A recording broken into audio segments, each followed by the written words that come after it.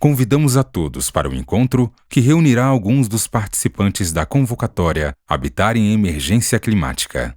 O Foto BSB é realizado com recursos do FAC, Fundo de Apoio à Cultura do Distrito Federal. Audiodescrição dos participantes.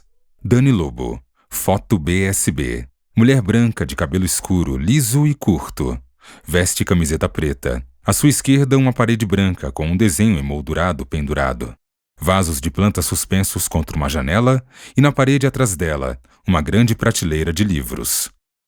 Zuleika de Souza, mulher branca de cabelo grisalho e curto. Usa óculos de armação grande e arredondada. Veste camiseta preta com bolinhas brancas. Está sentada em um escritório com uma mesa de madeira à sua esquerda, contra uma parede branca decorada com quadros de diferentes tamanhos e outros objetos. Atrás dela, há um grande armário de madeira com livros e outros objetos de decoração em suas prateleiras. Cláudio Versiani, Foto BSB. Homem branco de cabelo curto, usa óculos de armação pequena, retangular e vermelha. Veste uma camiseta escura. Está num ambiente fechado com paredes que se juntam no teto, formando um triângulo. Na parede à direita da imagem há uma janela inclinada e abaixo dela alguns pequenos quadros pendurados. No meio do cômodo, à esquerda da imagem, há uma viga de madeira com vários chapéus pendurados. Olá, boa noite a todos. É um prazer essa mesa que está acontecendo hoje, com alguns selecionados da nossa convocatória Resiliência Habitar na Emergência Climática.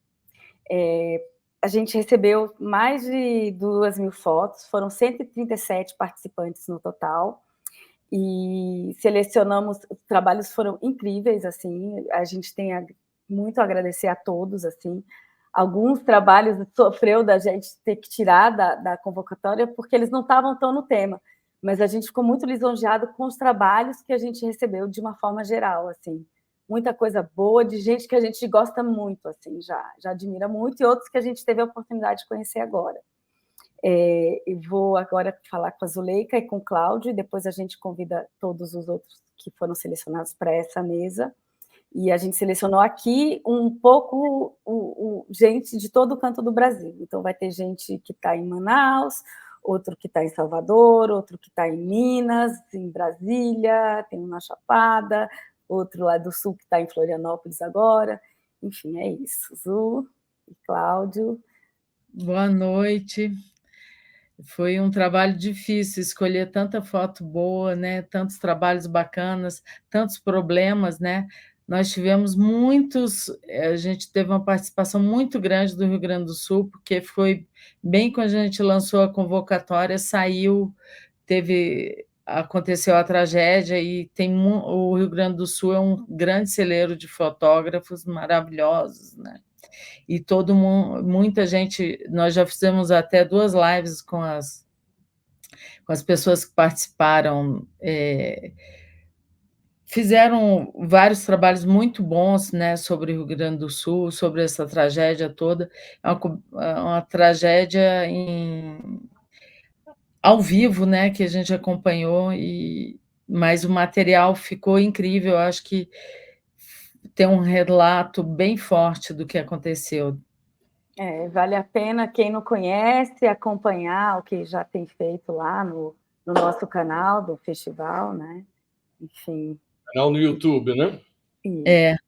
Olha, eu fico muito feliz porque o jornalismo vem se arrastando numa crise mundial e o Brasil não está fora, pelo contrário, está muito dentro, porque nós sempre tivemos muitos problemas estruturais no fotojornalismo brasileiro, mas eu fiquei muito feliz com a pujança dos trabalhos, projetos muito bem elaborados, projetos muito bem executados, e o que mostra que a fotografia documental brasileira é muito atuante, né? Quando acontecem as coisas, os fatos, os fotógrafos brasileiros, os fotojornalistas estão lá.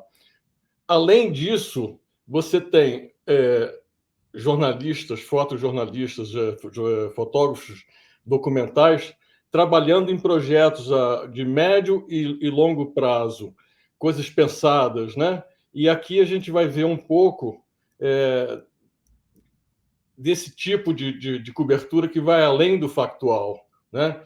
São Sim. coisas pensadas. Isso me deixou muito feliz, porque você vê trabalhos tão importantes, tão pujantes, tão fortes, tão bem feitos. Apesar do tema ser doloroso, é uma alegria para quem é fotojornalista. Sim, e eu aproveito para convidar todos para o nosso festival presencial, que dessa vez vai ter uma edição presencial. Por enquanto, nós estamos fazendo 12 pílulas online, e a edição presencial começa dia 19 de agosto, com a exposição do Ripper, que vai ser uma grande honra tê-lo aqui em Brasília, no Dia Mundial da Fotografia. E depois disso, 29 de agosto, começam as conversas, os debates do festival e as outras exposições, que aí serão mais 3 exposições, 2 exposições com a convocatória que a gente fez. E é isso, vou chamar todo mundo. Tem o Jeff, o Rafael Alves,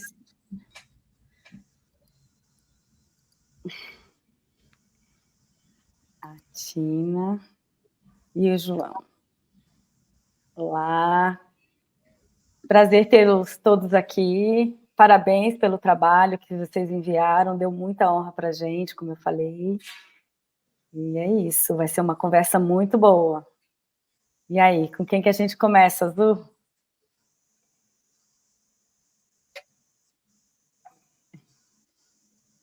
Está sem o áudio. Então, vou convidar todo mundo a apresentar um pouco de si, a falar um pouco de si e sobre um pouco do trabalho que foi enviado, né? Vamos aqui começar com a Tina, que mandou um trabalho sobre água, né? Enfim, você vai poder falar melhor, Tina, sobre o seu trabalho. Bom, boa noite a todos. O meu trabalho é um trabalho desenvolvido ao longo, desde 2018, que eu venho acompanhando esses mergulhadores, e eu sou fotojornalista e sou antropóloga também, antropóloga visual, e essas fotos são feitas na época do mestrado, e eu chamei isso de sistema coral. É a relação entre os animais, as coisas e os seres humanos. E como isso se relaciona com as mudanças climáticas. Esse trabalho do mestrado, ele, num curto período de 6 meses, ele se deparou na entrada com uma perda de 89% de uma espécie construtora, a maior construtora do Banco de Abrolhos.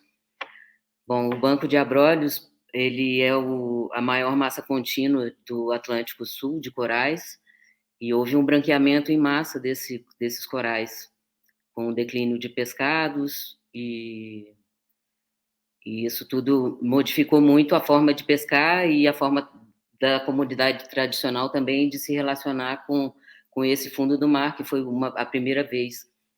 E esse ensaio todo foi muito pensado também como uma forma de despertar nas pessoas uma coisa que a gente tem, a maior parte do planeta é o oceano.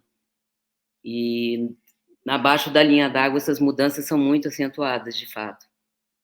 É pouco falado, quer dizer, agora é impossível não falar por causa dos vários branqueamentos em massa, não só no Atlântico Sul, mas em várias partes do planeta.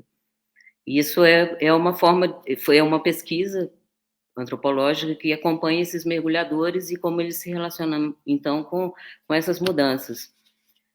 A relação deles embaixo d'água, então é um acompanhamento feito a longo prazo. E o segundo desastre teve a ver com o branqueamento, com o petróleo. Um petróleo atingiu quase 3.000 quilômetros na costa do Brasil, e toda a Resex, essa é uma reserva extrativista também, na qual eu faço esse trabalho de investigação, e toda a Resex 100% foi atingida, inclusive até hoje misteriosamente sem culpados, sem nenhum rastro desse petróleo, enfim, nenhuma investigação talvez tenha sido feita. Isso e tudo impacta muito a vida dos mergulhadores, que são mergulhadores de apneia, extrativistas, e esse mesmo mergulhador, quando eu comecei a mergulhar com ele, os peixes menores que ele trazia eram peixes de 80, 90 centímetros, e agora ele está com esse de 30.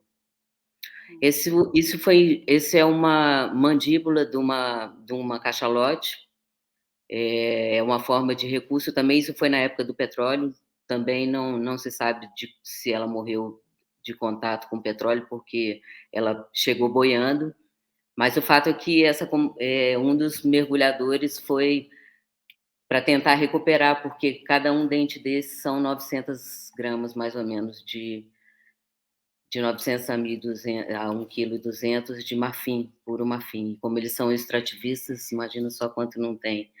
Sim. Né, um dente, essa é a mandíbula inferior da cachalote, e essa vivência, e ele está em cima de um coral já totalmente morto, que também está todo branqueado por baixo, então é o desastre em cima do desastre, né? Isso impacta, isso aí já é a mandíbula sendo carregada, o marfim, né? E é isso, eu acho que é para chamar muito a atenção mesmo desse mundo subaquático que está em grande ameaça, assim. O que está sendo visto hoje talvez esteja muito relacionado ao que já está se passando embaixo da água, da linha d'água há muito tempo.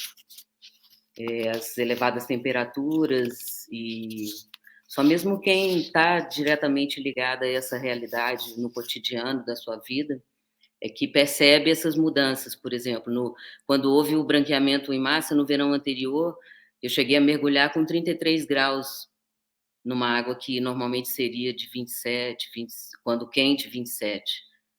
Então, já são 5 graus a mais. A gente fala que estamos recordes atrás de recordes, mas isso está acontecendo no oceano já há muito tempo. E se vocês repararem aí, tem vários corais mortos ao redor, já branqueados com a perda das estruturas, e cada vez peixes menores sendo pescados, né? Isso é o mais grave de tudo. Essa é uma foto Desculpa. Não, pode. É uma sequência, na verdade, de uma passagem do conhecimento tradicional. Esse material todo também ele é um filme. O filme fala de tudo isso que eu estou falando aqui. O filme são 50 minutos de filme, então que fala de tudo isso, desse mundo subaquático e como isso está sendo, o que está acontecendo de verdade e que a gente não está vendo, porque não faz parte da nossa realidade, simplesmente, né? E é isso. E a gente, como fotojornalista, sempre tenta, apesar de tanta tragédia, tanta coisa ruim que a gente vê, e para um olho treinado que está vendo esses corais mortos embaixo, tentar buscar o que é o belo mesmo. Sim. É isso. Eu acho que a nossa tarefa também é tentar sensibilizar também pela beleza, pela crueldade e pela beleza, né? Talvez a próxima foto seja da sequência dessa foto, que é do peixe sendo pego, e da relação também de relação de proximidade e não posso falar, não é um carinho, mas uma relação muito próxima com esses peixes, com esses animais, e com essa sensação de que está tudo modificando numa forma muito acelerada, muito rápida e muito sem controle. No filme tem depoimentos que falam de pescadores que há 15 anos mergulhavam em cardumes de 300, 400 budiões, e hoje o budião está vedado, a pesca dele é vedada porque está insustentável, apesar de continuar no cardápio dos restaurantes. E é isso, é uma coisa que está muito relacionada também. Todo mundo vai para a praia, quer comer filé de budião no restaurante e não pensa que isso tudo também está desencadeando as nossas próprias ações que desencadeiam todo esse desregulagem térmica do planeta, de ventos, eólicas, por toda parte, enfim. O problema é muito junto e muito abrangente, né? E cada um vai mostrar uma parte disso, eu acredito, os próximos colegas. Então, quando você falou do branqueamento dos corais, né, me lembrou muito de uma fala que eu acho que foi um dos momentos mais especiais da edição passada, quando a Eliane Brum falou das borboletas estarem ficando cinzas, né? Que delas estão perdendo a cor, né? E é muito por conta dos incêndios, das coisas todas que ela está morando em Altamira, né? Sim, e, por exemplo, no México, elas estão, as borboletas monarcas que fazem a volta toda no planeta, elas não estão conseguindo mais eclodir. Elas não estão. As baleias jubartes e as francas também chegaram 2 meses e meio antes da temporada, porque isso tem a ver com a luminosidade, tem a ver com as temperaturas das correntes, a mudança dessas correntes. Na minha última parte da pesquisa do doutorado que eu estou fazendo agora, e continuando esse mesmo tema, há uma percepção desses mergulhadores e pescadores artesanais de que depois do branqueamento, há uma diminuição constante do vento terral.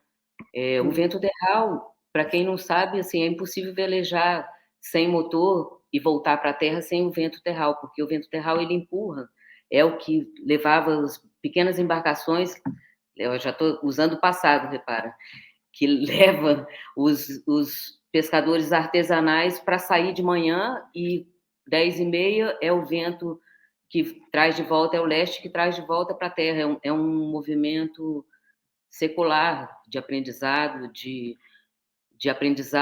desses povos, populações tradicionais que está sendo quebrado. Né? Não é só uma questão de desequilíbrio ambiental, é uma questão dessa quebra desse conhecimento tradicional também, e o que vai acontecer também com essas populações que estão na costa, a maioria da população está na linha da costa, que vai ser diretamente impactado com isso, né? Impressionante. Eu vou agora, então, convidar o Rafael, que ele fez um trabalho, ele está em Manaus, já que eu falei de Manaus, né? E ele fez esse trabalho também que impressionou muito a gente. Ele estava conversando agora sobre esses ciclos, né, no Amazonas, né, de calor, de chuva. Você vai poder explicar. E esse pessoal que está sempre sofrendo enchente, né, sem parar, né? Sim, aqui eu sou Rafael, sou fotógrafo, sou manauara, nascido aqui no Amazonas, né? E eu venho acompanhando desde 2008 a questão do ciclo das águas aqui, os ciclos de vazantes e enchentes, né? Então, só para a gente situar aí, o rio encher e secar, ele faz parte do regime das águas. A cada 6 meses, um ou outro fenômeno. Mas o que tem assustado a gente é como os extremos estão se tornando cada vez mais cotidianos, né? Cada vez mais presentes. Para se ter uma ideia, a gente teve a maior cheia da história, a primeira, desde que começou a medição, a primeira cheia muito forte registrada foi em 1953. Né? Depois esse recorde foi batido apenas em 2009. O de 2009 já foi batido em 2012. E depois de uma série de episódios que não bateram recorde, mas foram cheias fortes, em 2021 nós tivemos a maior cheia da história da Bacia Amazônica. E essas fotos fazem parte de todo esse projeto, né? É um microcosmos, é uma cidade chamada Anamã, que fica a cerca de 160 quilômetros em linha reta de Manaus, mas o acesso é apenas pelo rio, né? E ela fica localizada entre o Lago de Anamã e o Rio Solimões. E quando começa a encher, o rio joga água para o lago transborda e o rio, consequentemente cheio, também joga água para a cidade.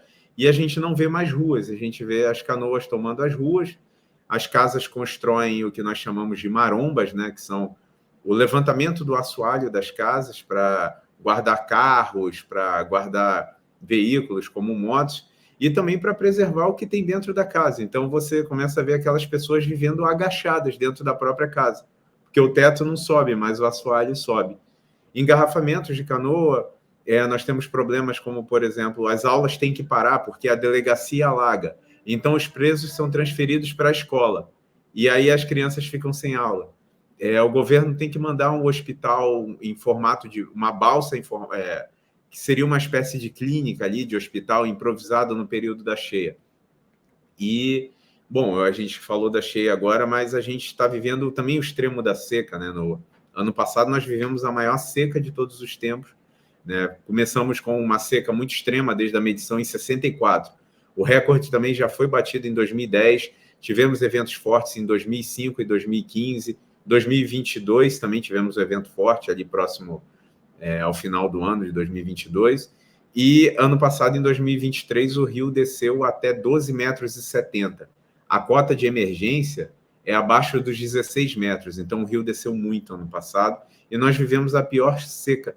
Então, como vocês podem ver, havia também uma diferença entre esses períodos de seca e enchente. E agora a gente tem, em 2021, a maior enchente da história, e 2 anos depois a gente já tem a maior seca.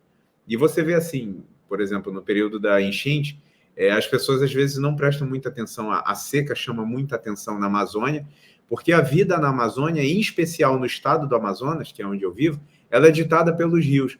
A gente não mede aqui, por exemplo, daqui para Anamã é 160 quilômetros. Sim, em linha reta, se houvesse uma estrada, uma ferrovia, se houvesse uma linha aérea. Mas para Anamã, a gente vai de barco, então a gente conta 6 horas, né, contra o fluxo do rio.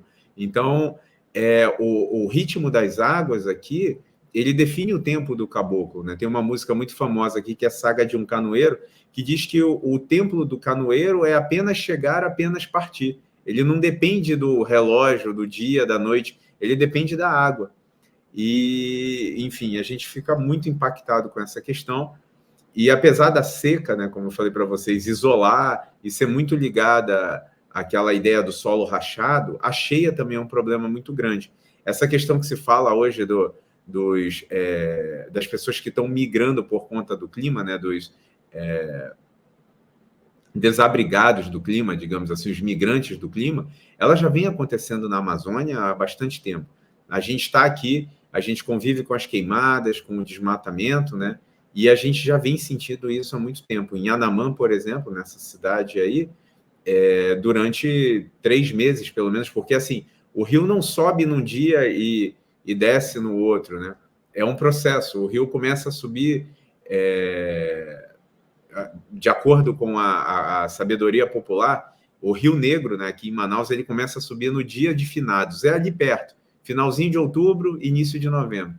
E aí ele sobe até maio e depois ele começa a cair em junho, às vezes em julho, né? Agora, por exemplo, na semana passada, a gente começou o período de estiagem, o rio está baixando, né, de acordo com a medição em Manaus.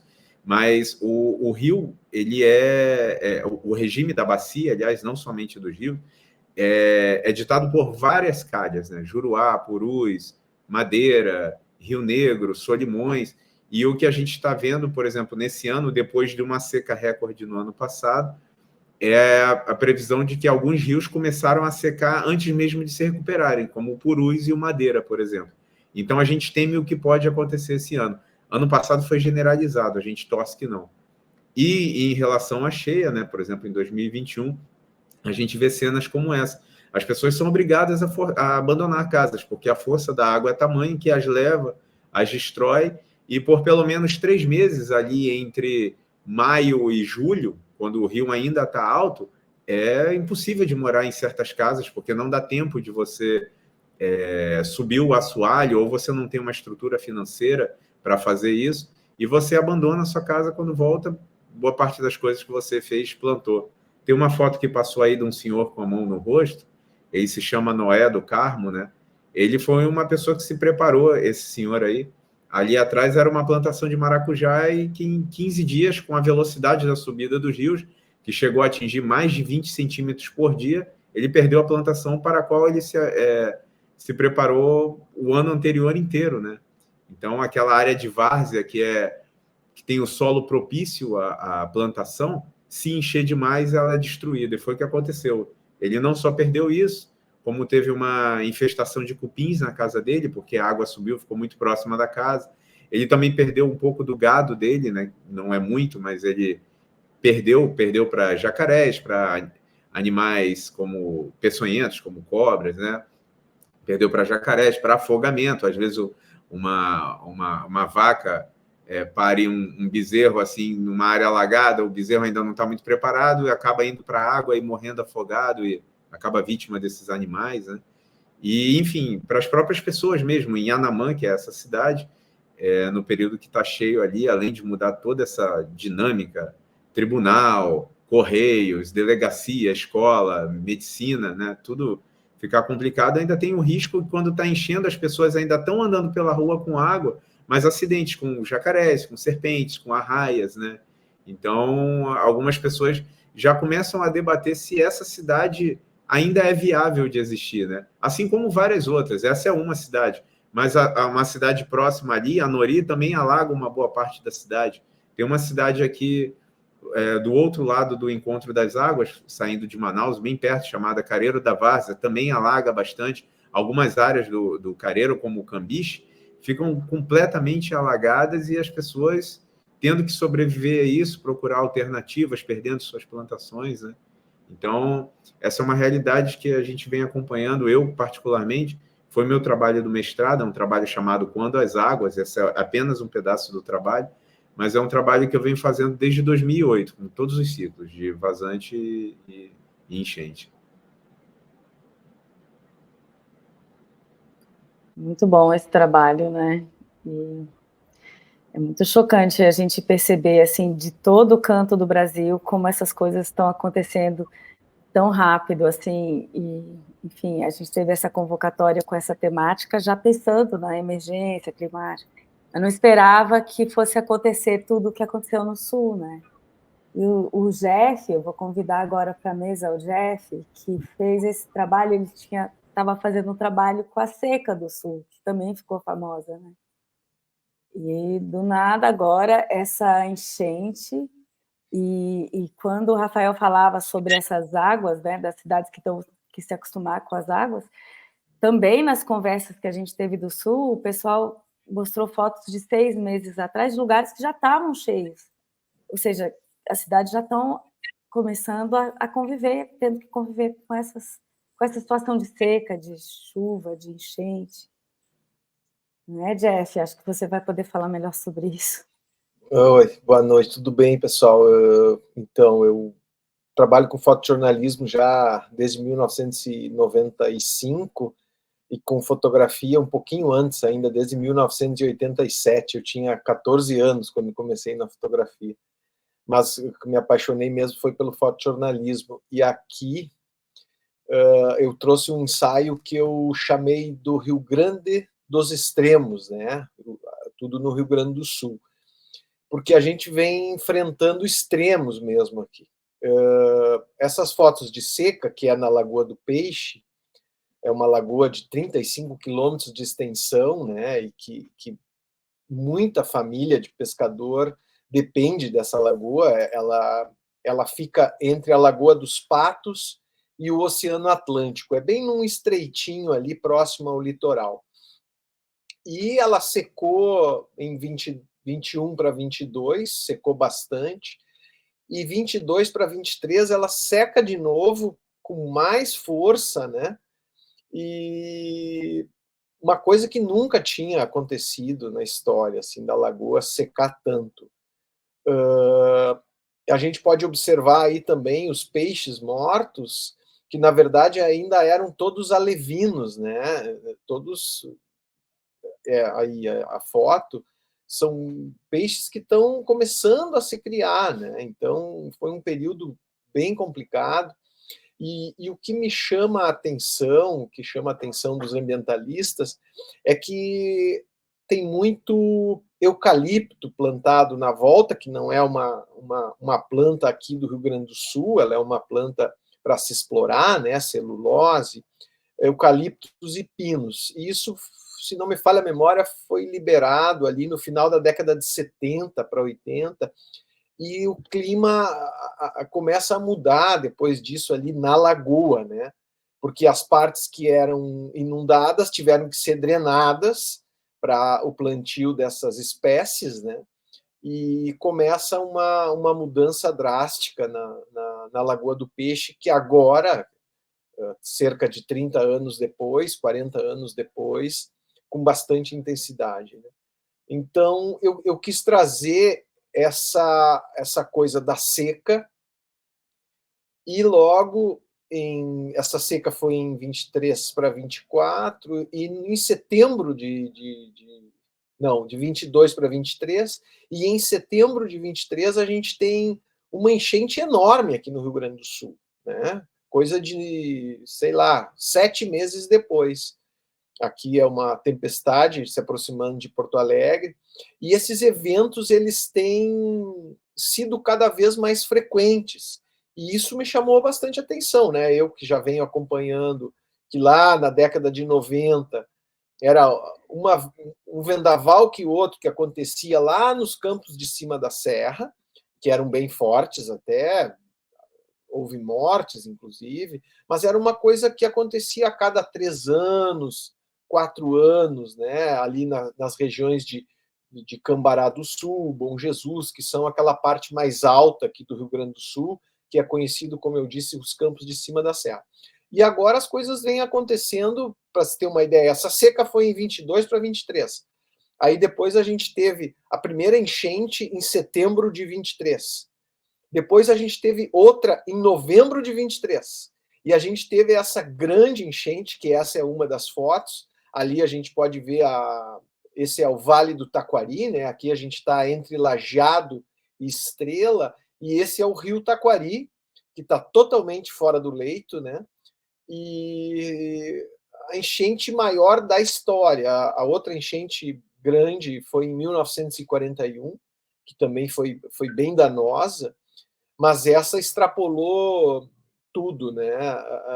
E o mais incrível é isso, que 7, 8 meses após uma grande seca, na verdade a segunda grande seca, porque a outra foi em 21 para 22, 22 para 23, e setembro de 23 a gente já teve uma grande enchente, depois novembro outra grande enchente, e essas fotos aqui, esse é um mergulho, né, um plongé que eu fiz de uma casa. Essa casa foi em Roca Sales, totalmente cobriu a casa, levou tudo embora, né?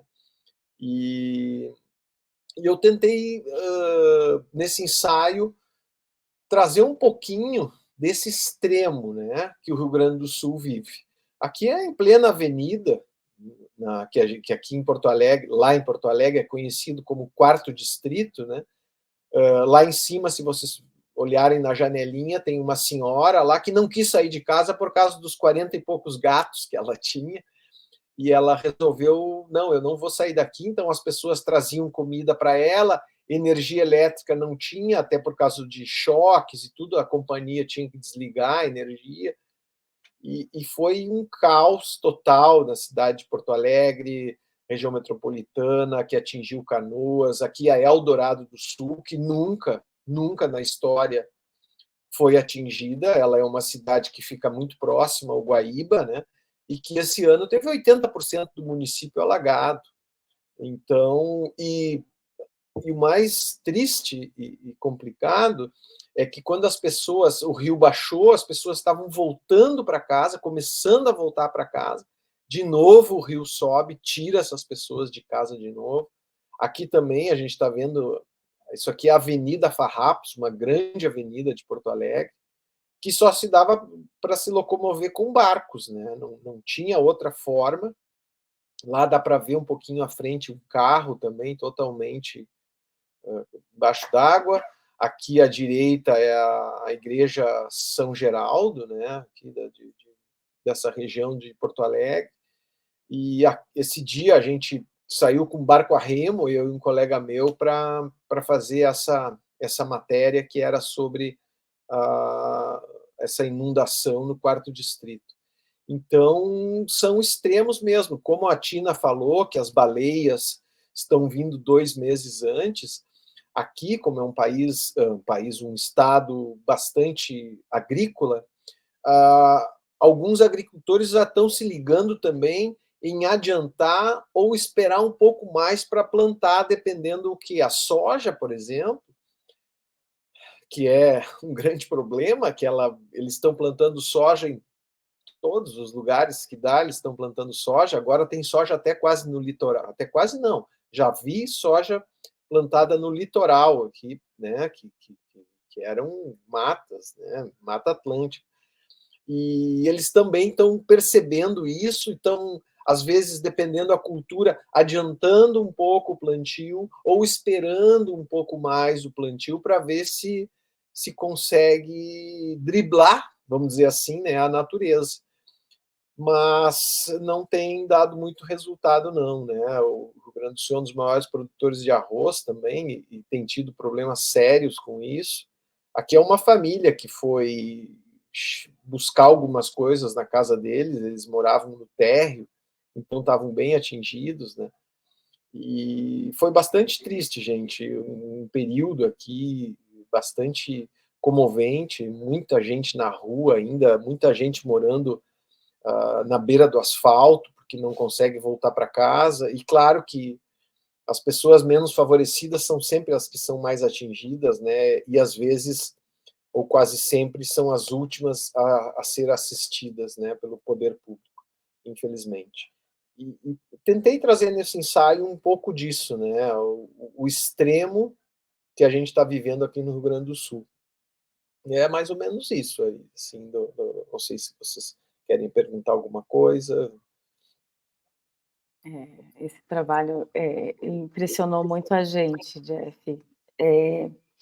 A gente pode deixar as perguntas para o final, assim, né? Para um bate-papo final com todos, porque essa foto, por exemplo, ela é muito dessa questão dos refugiados, né? Que a gente está falando tanto, climáticos, né? Isso desculpa, pode falar. Não, isso aí é Eldorado do Sul, né? Essa cidade que nunca tinha sido atingida e agora em maio desse ano, né? As chuvas começaram ainda em abril, finalzinho de abril, mas que tudo começou a ficar mais tenso foi a partir do dia 1º de maio, e aqui é Eldorado do Sul, que teve 80% da cidade atingida. 80% da cidade atingida. 80% das pessoas tiveram que sair de casa. É bem complicado, né? Talvez alguma dessas cidades vão ter que deixar de existir, né? Impressionante. E o trabalho da Isis, que eu estava falando, que ela fez esse trabalho já, que é um trabalho totalmente já diferente, que é da mineração, né? Em Minas, que afeta toda o clima também, né, Isis? Pode falar um pouco sobre o seu trabalho e dessas pessoas todas que perderam as casas, né? Acabou, simplesmente. Esse trabalho que eu enviei tem muito a ver com uma continuidade de um crime, né, ambiental, e não só de um crime, né, mas de impactos ambientais que no meu estado, né, em Minas Gerais, começou no século XVIII e ele perpetua até os dias de hoje, ainda com nova roupagem, né, trazendo para o contexto do século XXI, né, até agora há pouco a gente minerou ouro, minerou diamantes, minerou ferro, né, que são esses minerais que causaram inúmeras tragédias no nosso estado. Eu trago aqui como referência os 2 maiores crimes ambientais, né? E aqui eu falo a palavra crime porque a gente tem que reforçar isso, porque eu acho que é o papel de nós que estamos, né, nesse lugar de documentar e de ver de perto o que acontece nos territórios que são impactados por esses grandes, né, desastres. Mas eu trago ele como referência porque foram 2 grandes desastres que foram conhecidos e reconhecidos internacionalmente, né, que foi os que aconteceram em Mariana em 2015 e Brumadinho em 2019, mas eu trago também a referência dos crimes que estão no processo, né, que a gente sabe que outros podem vir a qualquer momento. Hoje tem 41 barragens em risco iminente de rompimento no entorno do quadrilátero ferrífero, né, que é uma região que é maior produtora de minério de ferro, né? E aí eu falo, né, de todo esse conjunto de serras, né, que Minas Gerais é conhecido pelas montanhas, né? E são essas serras que guardam, né, o tesouro do nosso estado, onde tem uma riqueza absurda, assim, né, de vegetação, de espécies endêmicas, de espécies que são importantes para a manutenção da fauna, né, da flora e de comunidades tradicionais que vivem nesses territórios. Então, aqui é uma forma de trazer essa perspectiva de uma tragédia em curso, né? Que ela não acabou com 2 crimes ambientais, ela continua. E agora, trazendo para o contexto que a gente está vivendo hoje, eu uso essas imagens para denunciar esses crimes que estão em processo. Então, hoje a gente está vendo uma nova roupagem da mineração em Minas Gerais, que é a descoberta de minerais raros, minerais que são importantes para a transição energética, que agora está sendo tão discutida internacionalmente, né? Os países estão fazendo acordos para essa transição energética, entre aspas, limpa, entre aspas, verde, entre aspas, sustentável, entre muitas aspas, né? Metais que são importantes, minerais que são importantes para essa mudança, porque já que agora, né, o debate é mudança climática, os países estão tentando se adaptar, né, a essas mudanças que a gente já está vendo, sentindo há muito tempo no Brasil, né, com tanta tragédia, né, a gente acabou virando um país de tragédias. Então, eu tenho trazido isso no meu trabalho agora, como denúncia, mas como também anúncio de um momento novo que a gente está vivendo, que é essa nova roupagem da mineração. Não é só em Minas Gerais, eu acho que isso está acontecendo no Brasil inteiro, mas acabou que Minas Gerais virou referência de tragédia ligada à questão da mineração por causa das 2 maiores tragédias ambientais ligadas à mineração no país. E também considerada a maior tragédia ambiental e socioambiental ligada à mineração no mundo, envolvendo mortes de trabalhadores, né? Está ligada à questão de mortes que envolvem pessoas que estavam em situação, né, de trabalho, que são as pessoas de Brumadinho. As 272 mortes, 80% das pessoas que morreram eram trabalhadores. E aí eu trago isso como referência porque quando a gente vê essas tragédias de perto, a gente sabe quem são as principais pessoas impactadas por esses grandes desastres, né? E aí eu não falo só a nível de Minas, acho que todas essas grandes tragédias que a gente está vendo no Brasil, os maiores impactados são as pessoas pretas, são as pessoas indígenas, são as pessoas quilombolas, são as pessoas de culturas tradicionais, né? Pescadores, ribeirinhos, que eles são a ponta desse iceberg de impactos. Então, acho que o meu trabalho tem esse cuidado de, principalmente, documentar essas pessoas, porque, na maioria das vezes, elas estão invisibilizadas. Então, tentando trazer e ampliar a voz dessas pessoas para que essas pessoas sejam vistas, para que elas sejam reconhecidas, porque quando a gente está lá no território, né, e a gente está pisando nesses espaços, a gente tem essa tarefa de levar, né, essa mensagem dessas pessoas, porque elas que são historicamente impactadas desde que o Brasil é Brasil, né? O processo de colonização começa explorando essas pessoas e até hoje segue violentando esses mesmos corpos. E todas as pessoas que eu trago, né, nessas imagens são pessoas que estão à frente desse movimento de resistência e de luta por reparação, para serem vistas, para que essas histórias não sejam esquecidas, porque essas tragédias vêm para, de alguma forma, sacudir a gente para essas mudanças que estão acontecendo, para uma nova consciência social, ambiental. Mas, infelizmente, eu fico muito triste que a gente não consiga, só a partir da imagem, né? E é uma grande luta fazer com que essas imagens sensibilizem as pessoas para essas mudanças, mas de mudança de comportamento mesmo, né? porque não é só uma responsabilização, eu acredito, né, dessas empresas que estão por trás dessas mega tragédias, né, mas também dos nossos hábitos diários, né, da nossa forma de lidar com o meio ambiente, que somos nós também. Aí eu trago uma referência que é uma fala do Krenak, que ele fala que não somos nós quem cuidamos da natureza, né? É a natureza que está cuidando da gente, é a natureza que tem resistido a todas essas mudanças e toda essa nossa forma de impactar o meio que a gente vive. E, na verdade, a gente não vai viver, né, no futuro se a gente não tem esse meio ambiente preservado, se a gente não cuida da nossa casa comum, né? E eu acho muito incrível a forma como esses povos enxergam esse meio ambiente, porque eles que norteiam grande parte do meu trabalho, porque eles dizem sobre a importância desses rios, a importância dessas montanhas, a importância de tudo aquilo que a gente até não vê, né, que está nesses ambientes e que mantém isso, que mantém a nossa essência, que mantém a nossa natureza de pé. Então, se a gente destrói isso, né, que é o que mantém a vida, a gente está destruindo a gente mesmo. Então, assim, eu acho que é muito importante a gente valorizar isso na fotografia brasileira, porque não tem mais como fingir que a gente não está vendo para onde estamos caminhando, né?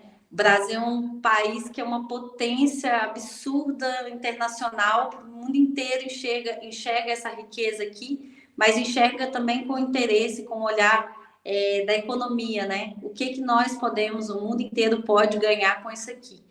E o nosso trabalho como fotógrafos e fotógrafos documentaristas no Brasil é de mostrar a nossa riqueza, mas é também de apontar o que estão fazendo com o nosso território em prol, né, do mundo inteiro, né, que vem aqui, que explora, que rouba, que leva a preço de banana, né, até hoje, os nossos recursos que poderiam estar sendo investidos aqui, que poderiam estar desenvolvendo o nosso país de uma forma positiva, e não pensando nesse progresso que é só a destruição do que a gente tem e de que não fica, né, esse benefício para a população, não fica esse benefício para o nosso ecossistema.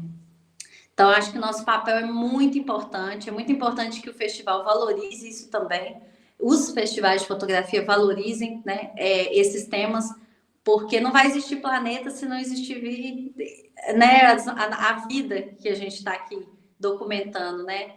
A vida de todos esses seres que a gente enxerga como importantes dentro desse universo que nós temos, esse país que é rico, que é maravilhoso, sim, e que é tão cheio de tradições, né? A gente precisa manter essas tradições para a gente conseguir manter nosso planeta aí bem, né? Nosso papel como Brasil, assim, sermos brasileiros e brasileiras defendendo isso aqui é muito importante. Então, eu tenho valorizado cada vez mais o trabalho de vocês, né, que estão fazendo, cada um no seu território, cada um no seu habitat, tipo, valorizando e reconhecendo essas pessoas, esses lugares, e colocando isso, né, para fora e mostrando isso em outros lugares. Obrigado, Isis. Muito bonito seu depoimento e muito importante, né, a gente poder discutir, e para a gente estar tendo aqui um pouco de cada lugar, assim, é muito, muito rico, assim, como as histórias, às vezes, elas se fundem, né, tipo, porque é o planeta que a gente tem que cuidar, né? Eu vou chamar agora o Rafael para falar sobre a desertificação do Gilboés, né? A gente vai falar melhor. E, enfim, também foi um trabalho que impactou bastante a gente, assim, aqui a gente está no Cerrado, aqui no Distrito Federal, e também está acontecendo a mesma coisa por aqui, né? Tanta soja que colocaram, está virando tudo deserto, né? Sim. Olá, boa noite, gente. Agradecer muito o convite de vocês, poder estar aqui nessa mesa com colegas tão competentes, com um trabalho tão bonito. Agradeço muito o convite. Me apresentar um pouco, assim, dizendo que meu nome é Rafael Martins, eu venho, assim, de uma trajetória na fotografia, mas nos últimos 10 anos no fotojornalismo mais profissionalmente, com todos os poréns e as dificuldades de se manter numa redação. Hoje eu não estou mais, na verdade, em uma redação, eu frilo, eu ofereço, sugiro, muito pensando quais são também assim as questões importantes de serem pautadas, né? Então, Giboés, na verdade, foi um lugar que eu também conheci pela primeira vez fazendo essas fotos, né? Eu sou baiano e eu faço alguns trabalhos.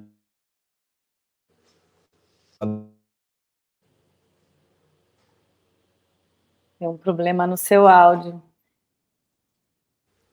Estão me ouvindo? Sim, Mas agora sim. para o Monga Bay, né, que é um jornalismo ambiental, e a partir dessa oportunidade eu sugeri ir a Giboés, que é um dos núcleos, um dos principais zonas de desertificação reconhecidas pelo governo federal. Mas antes disso, eu me interessei pelo sertão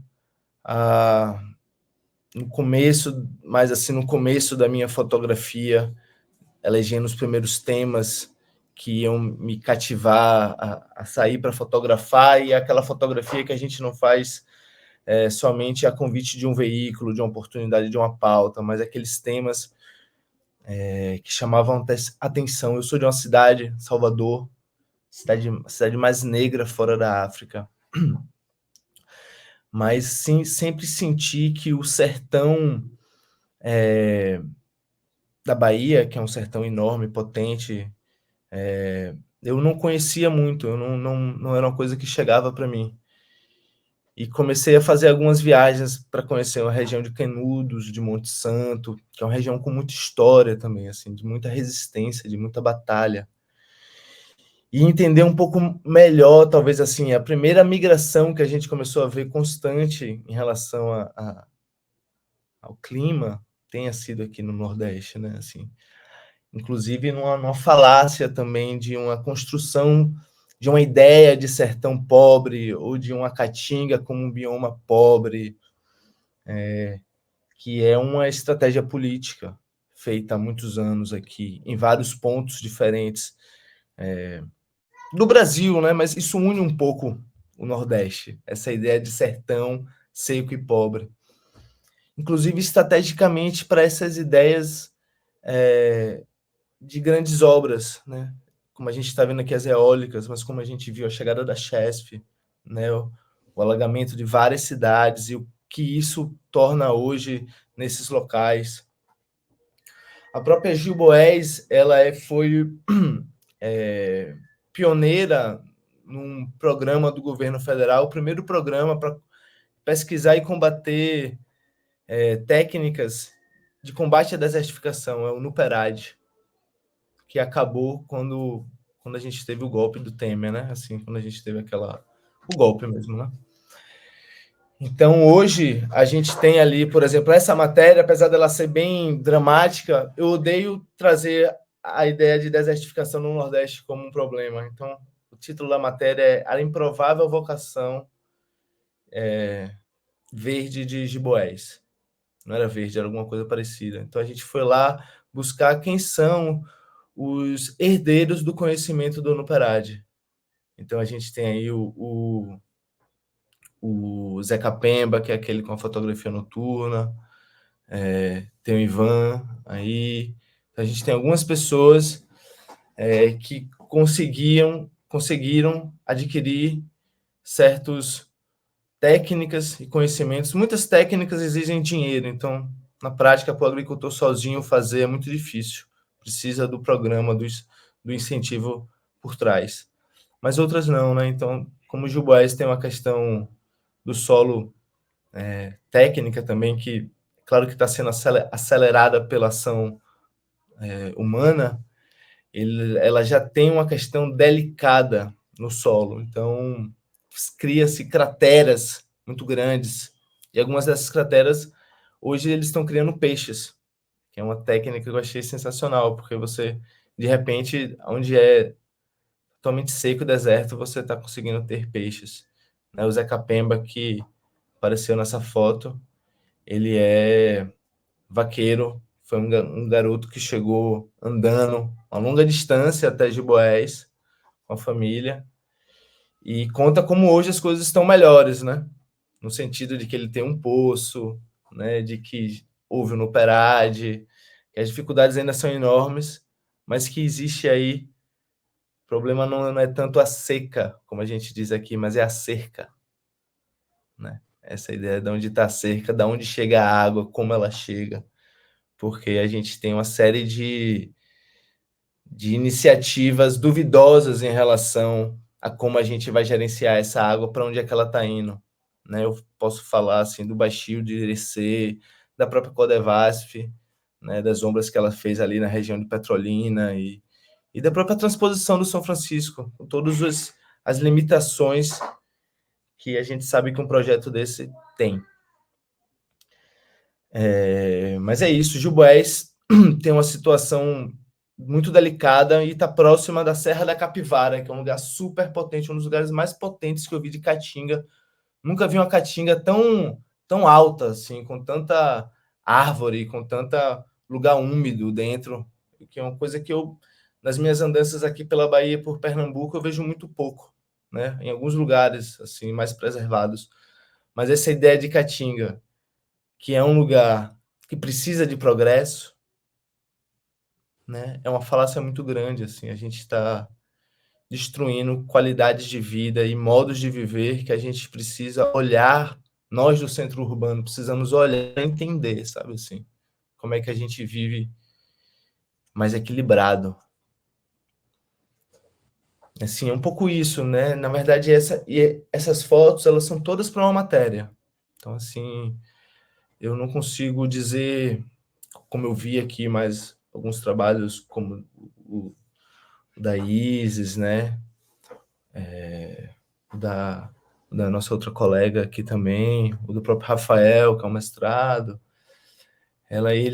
Esse é um trabalho que eu fiz com uma certa velocidade, assim, né? 3, 4 dias a gente fez essas fotos. E ele é atravessado pela fotografia noturna, que é o meu atravessamento, assim, eu boto em vários lugares, né? No meu fotojornalismo, na minha fotografia documental, na minha fotografia mais autoral, assim, caminha aqui também paralelo. Eu gosto, quando eu tenho oportunidade, sempre de fazer um retrato do personagem que eu estou imaginando ali, principal para aquela matéria, ou não mesmo principal, mas que há a oportunidade de fazer a fotografia. Isso também está virando um grande trabalho, assim, uma grande coleção de retratos de lideranças e não só lideranças, assim, mas pessoas que estão ali resilientes, como exemplos, né, como transformações em seus territórios. Muito bom, trabalho incrível. E agora eu vou chamar o João Paulo, que fez um trabalho na Antártida, né? Ele agora está na Chapada, que é essa outra... Você falou, o Rafael falou sobre essa vegetação, né? Que as pessoas não valorizam, né? A Chapada é bem isso, né? O nosso cerrado aqui. E agora, vamos lá, João, explica aí suas fotos, que também impactaram bastante, né? Muito incrível esse trabalho também. Bom, primeiramente, boa noite a todos, sucesso para o festival, parabéns pela convocatória, por terem escolhido um tema tão pertinente, e já dando os parabéns também a todos que participaram, e muito obrigado pelo convite. Meu nome é João Paulo Barbosa, eu sou fotógrafo, originalmente de Brasília, mas eu estou há 5 anos em São Paulo. E há alguns anos, na verdade décadas, eu venho viajando ao redor do mundo para documentar questões ligadas à criosfera, que é tudo que envolve o gelo, a neve e o permafrost. Então, neste ensaio, o meu carro-chefe é a Antártica, onde eu estive 10 vezes nos últimos 14 anos. Eu passei quase mais de 300 dias na Antártica no total, mas tem, enfim, fotografias de outros lugares, como Himalaia, Islândia, enfim, Andes. Eu estou ligado no mundo do gelo, porque a gente, não só para dentro do tema das mudanças climáticas, mas para lembrar que a gente é filho do gelo, porque só pelo fato né, da Antártica, 100 milhões de anos, ter chegado aonde ela chegou, né, no eixo sul do planeta, o planeta conseguiu reunir condições térmicas para que a vida surgisse, né, a vida de grande porte, nós. Então, a gente deve muito ao gelo, como a gente deve à água, né, ao oxigênio, mas é o gelo que regula enfim, a temperatura no planeta, e isso me atraiu muito. Então, o meu intuito com esse ensaio é chamar a atenção para a questão do gelo, para o desaparecimento iminente do gelo, né? Porque se você pensa em lugares como a Islândia, que há 11 mil anos era totalmente coberta pelo gelo, e há 200 anos você tinha glaciares que chegavam no mar, hoje nenhum glaciar chega no mar. E a previsão é que daqui a 200 anos, a Ilha do Gelo, a Islândia, não tenha mais gelo, né? E a Antártica, ela diz respeito a todo mundo, porque a Antártica é uma colônia de 55 metrópoles, que é enfim, né? Enfim, geologicamente a Antártica é uma montanha coberta de gelo e riquíssima em minérios, né? Mais uma vez, né? Ouro, prata, cádmio, nióbio, arsênio, gás natural, petróleo, obviamente a água. Então, essas 55 metrópoles que estão na Antártica, elas já estão fazendo as prospecções minerais, etc. E para que isso, enfim, né, enfim, ocorra, a presença massiva das pessoas na Antártica é gritante.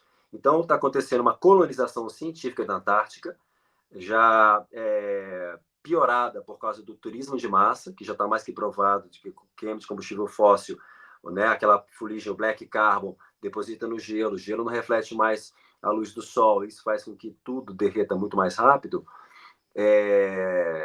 Isso aí é uma coisa que está, enfim, aparentemente tão distante da gente, mas a gente não pode esquecer que um dos quadrantes da Antártica, o quadrante de Weddell, é onde nascem massas polares que atingem o Brasil, por exemplo.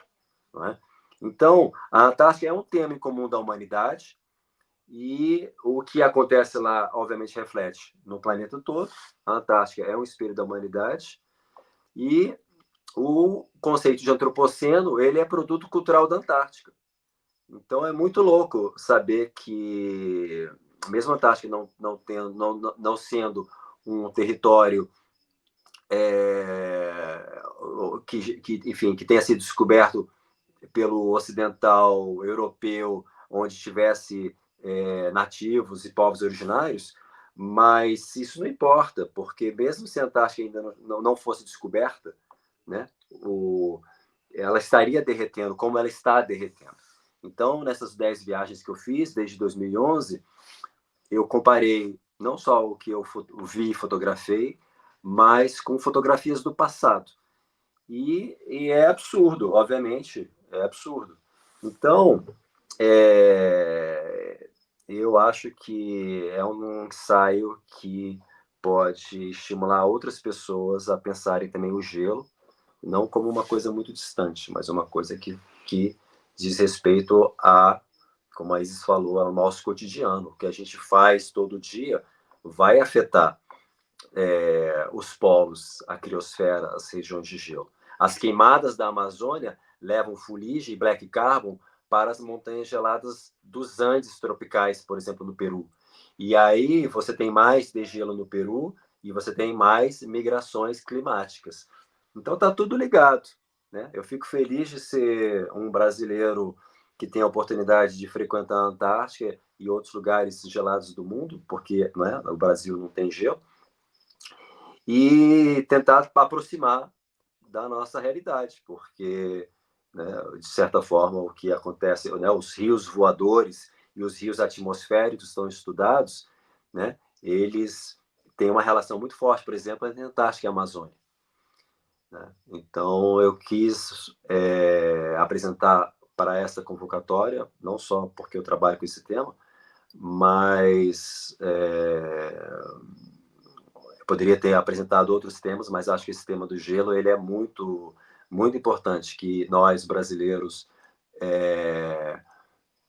né, paremos um pouco para refletir que está absolutamente tudo ligado. Quanto mais gelo derrete, né, você aumenta o nível do mar, aumenta a salinidade, você tem uma precipitação muito mais forte, e com isso enchentes muito mais fortes. Todo esse ciclo, incluindo desmatamento, queimadas, enfim.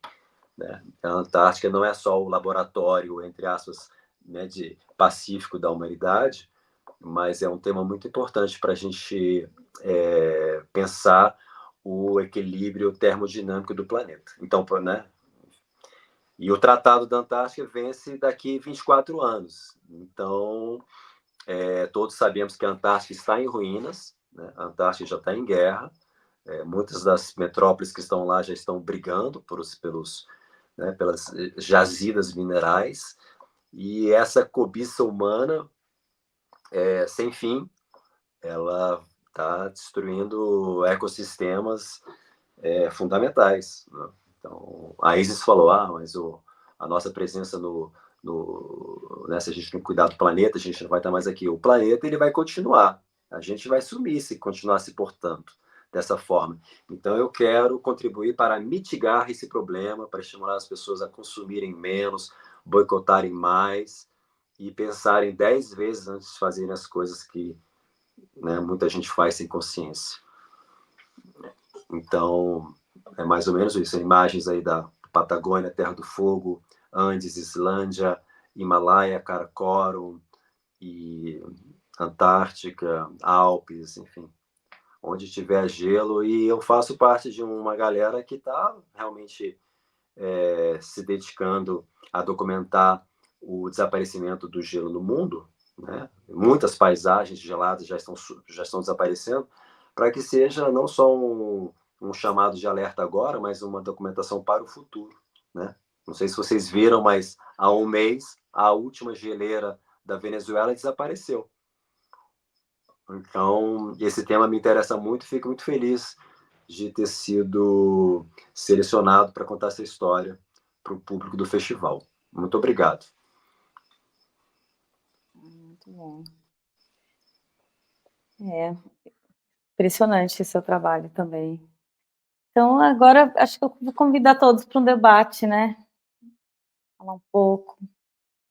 E aí, Cláudio, alguma pergunta, Azul?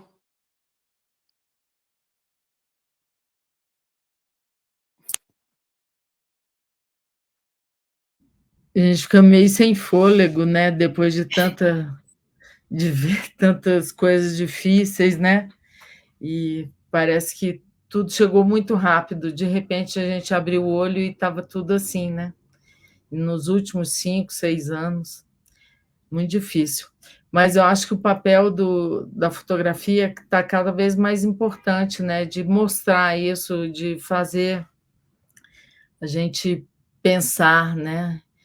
E ainda bem que tem muita gente disposta a trabalhar com isso, né?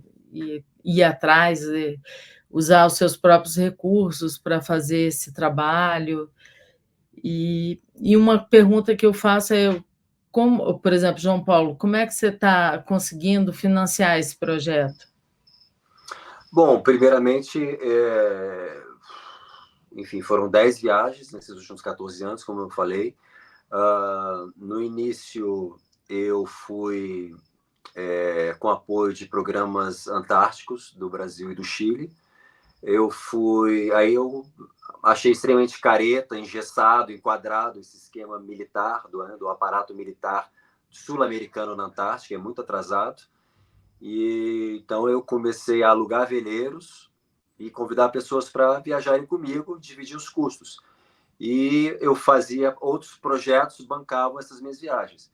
E de uns 4, 5 anos para cá, na verdade, desde 2020, 4, 5 anos para cá, eu já consigo ir para a Antártica com patrocínio, com, enfim, empresas privadas ou editoras me dando apoio, porque são viagens muito caras.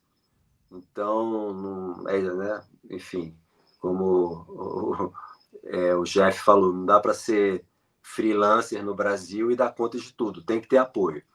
Mas eu me envolvo com projetos de universidades. Atualmente eu estou conectado com a UERJ, que tem uma missão lá na Antártica Central, porque eu quero expandir também a minha...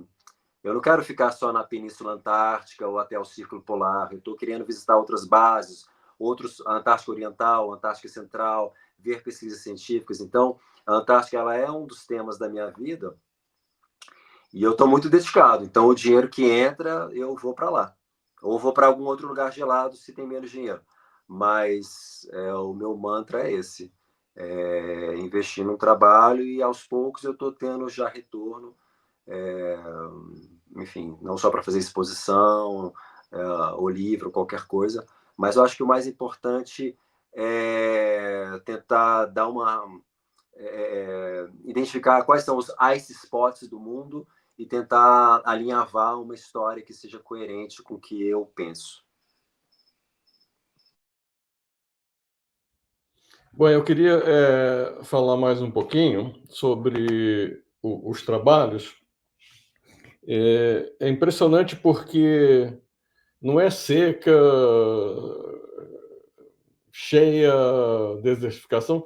São vários, né? Quer dizer, esses 6 trabalhos que a gente tem aqui são 6 aspectos completamente diferentes dessa coisa de emergência climática. E os 6, eles compõem um painel impressionante que assusta.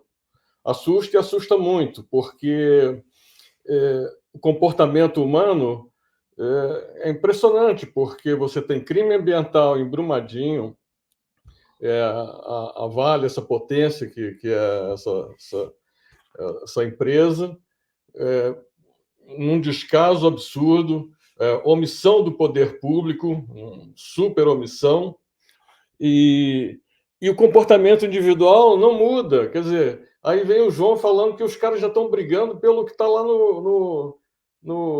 na Antártida. Quer dizer, o que o João falou, é a cobiça humana, né? Então, é uma coisa que preocupa muito. E esse painel é muito interessante, porque são vários aspectos do que... Quando você fala mudança climática, emergência climática, é uma coisa meio etérea, né? Até a hora que a enchente mata 200 pessoas em Porto Alegre, ou a desertificação do Piauí manda embora não sei quantas pessoas, né?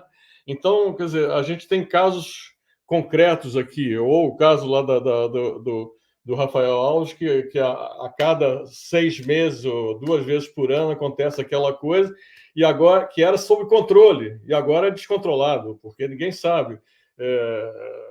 As enchentes em Porto Alegre, nos últimos 6, 8 meses, foram 3. Uma atrás da outra, e uma maior do que a outra.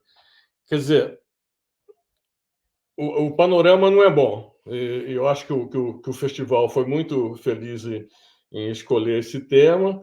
E, mais uma vez, parabéns a vocês pelo trabalho.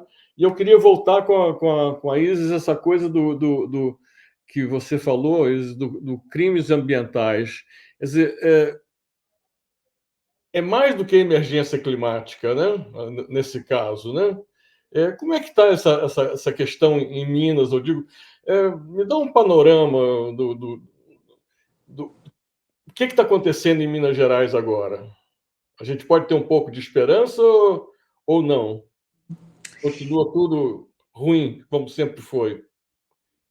Tá pior, na verdade. O que foi muito absurdo, porque quando rompeu a barragem de Mariana, né, já está quase completando 10 anos esse crime, a gente não sabia absolutamente nada sobre mineração, apesar de nascermos num território que tem uma economia tão forte baseada na mineração. Eu sou vizinha do crime, né? Minha cidade também foi impactada por esse desastre, né, crime, mas pouco se sabia sobre mineração e como era feito até essa grande tragédia acontecer, né, que impactou 45 municípios e milhares de pessoas estão até hoje sem reparação, sem indenização, sabe? e muitas vivendo em situações absurdas de miserabilidade. A gente imaginou que, de alguma forma, isso fosse nos ensinar um pouco. Hoje, qualquer pessoa com quem você conversar no estado inteiro, se você falar mineração, as pessoas lembram Mariana e Brumadinho, porque ficou no inconsciente de todo mundo o medo de serem atingidas de alguma forma. Só que isso não trouxe, ao mesmo tempo que a gente avançou em algum entendimento sobre o que significava mineração, não houve um acúmulo político no nosso poder público. Assim, a gente não teve, de fato, uma conscientização dessas pessoas que estão à frente do poder e que podem fazer alguma diferença em relação às políticas ambientais. Isso não teve avanço. E isso é uma grande tristeza, porque por mais que a gente aqui na base esteja sofrendo, sentindo todo esse impacto, né? E não é só nesses 2 grandes territórios que são gigantes, né, de impacto, mas em todos os municípios de Minas Gerais tem alguma relação forte com a mineração. É muito forte a mineração no estado inteiro.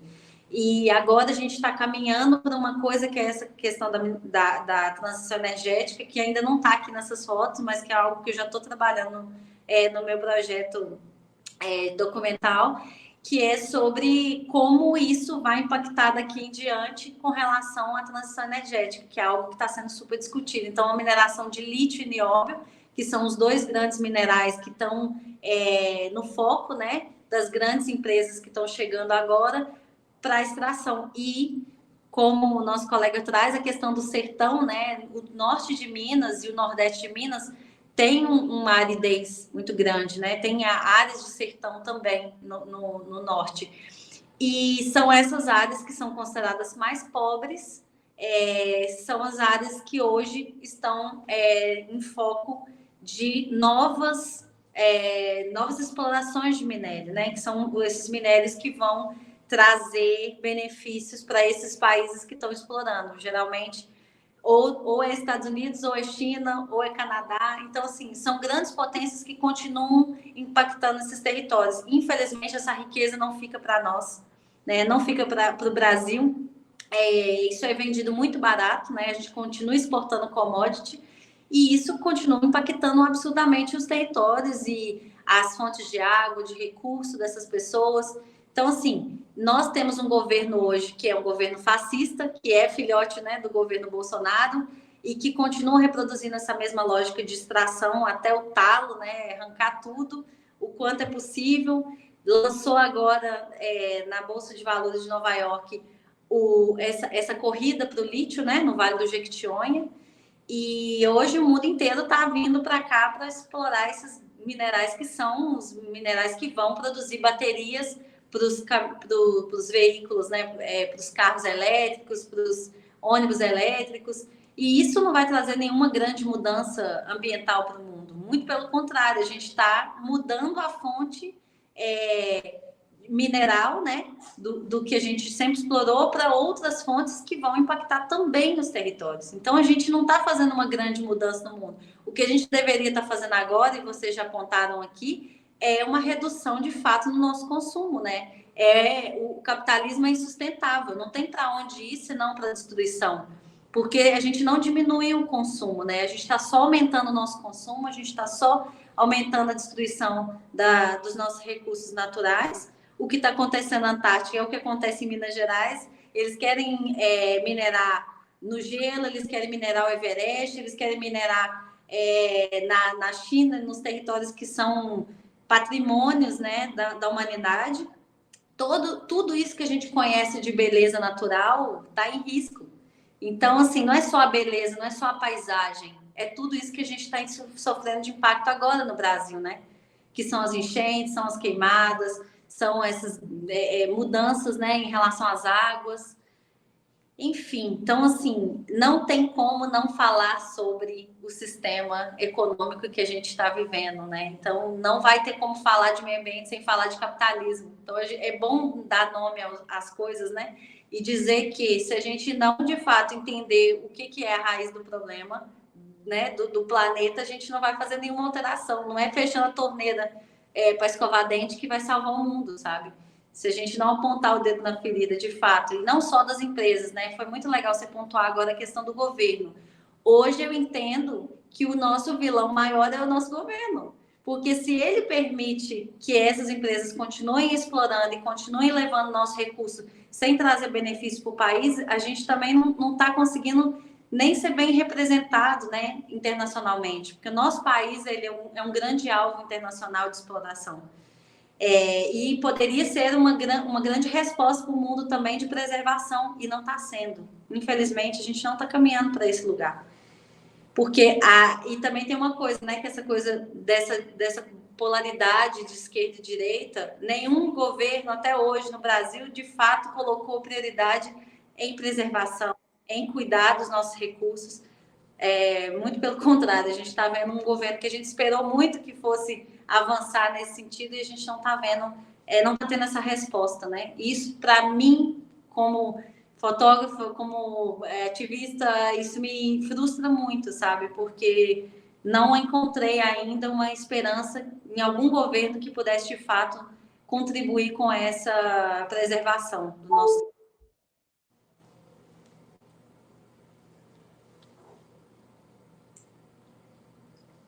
Muito bom. Quem quer falar alguma coisa? Eu ainda gostaria de fazer mais umas perguntas, mas alguém quer falar alguma coisa? Rafael? Completando o que a Isis está falando, né, sobre a questão do capitalismo, é muito importante também a gente pensar para quem a gente trabalha. Então, a força do projeto autoral, de quem se dedica, tira dos próprios recursos, às vezes, consegue encontrar um meio, como o João Paulo falou aí, tem uma importância muito grande, né? A gente viu aqui recentemente, aqui na Amazônia, está tendo problema com uma empresa em Terra Moura sobre exploração de gás. Eu não sei se eu posso citar aqui, mas não vou citar a empresa por enquanto.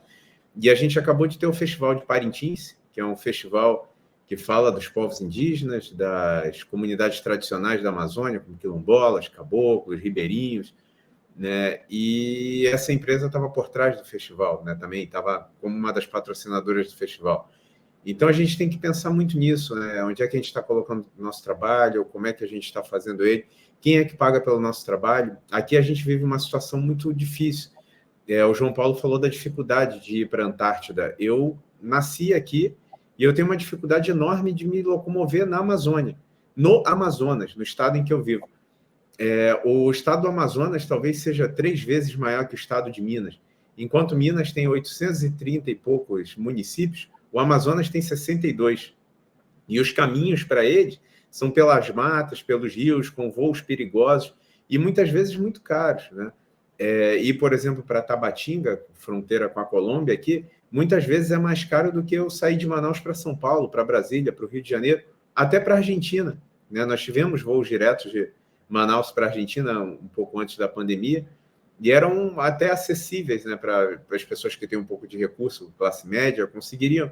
Muitas pessoas viajaram, estão abrindo os voos agora para Europa, saindo daqui para Portugal, parando em Belém, tem voos para os Estados Unidos direto, mas aqui na Amazônia a gente não consegue, e realizar nossos trabalhos é difícil.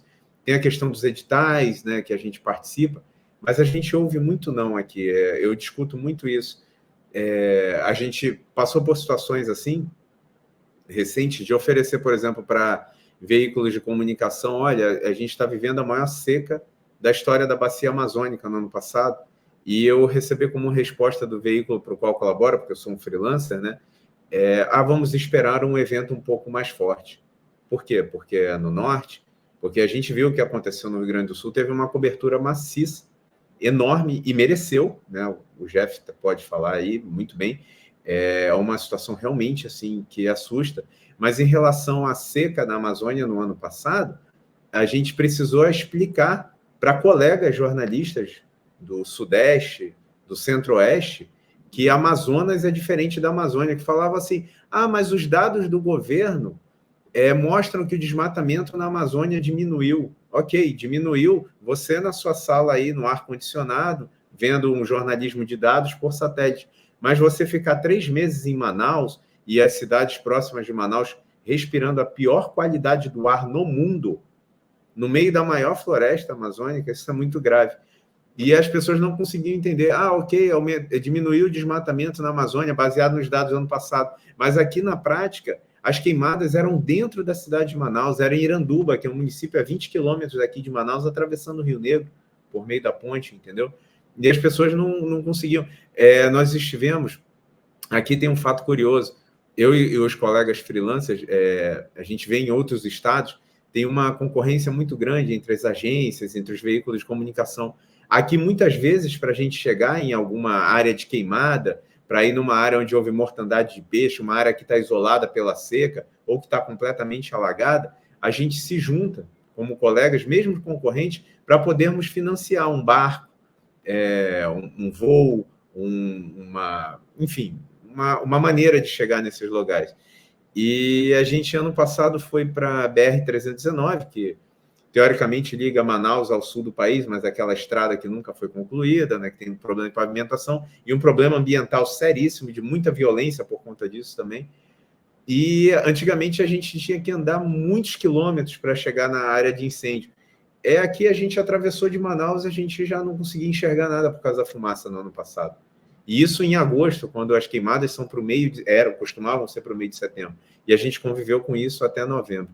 Então, a gente pensar para quem a gente está trabalhando e como que essa indústria usa o nosso trabalho, né? Como é que ela enxerga a gente? Aqui, durante a pandemia, durante a seca também, ano passado, aconteceram alguns fenômenos assim, a gente está trabalhando aqui, está com o pé na lama, está pegando sol na cabeça, porque o sol aqui no segundo semestre é terrível, agora já está terrível o calor em Manaus hoje, sensação térmica beirando os 45 graus, e quando o assunto chama atenção e alguns veículos, essa imagem ali pode render um prêmio. Eles mandam um colega, que não é culpa do colega, um colega ou uma colega da Europa, do Sudeste, e os fotógrafos e fotógrafas daqui ficam sem trabalho.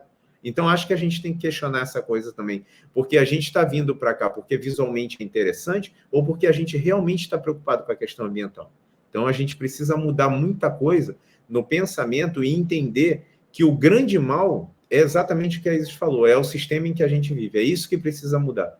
Não adianta a gente ter um festival folclórico maravilhoso como o de Parintins, que fala das questões ambientais dos povos originários, de toda uma cultura de um povo aqui ligada à natureza, às águas, ao verde, ao ar puro, e esse festival ser patrocinado por uma empresa que está explorando predatoriamente em território indígena, por exemplo.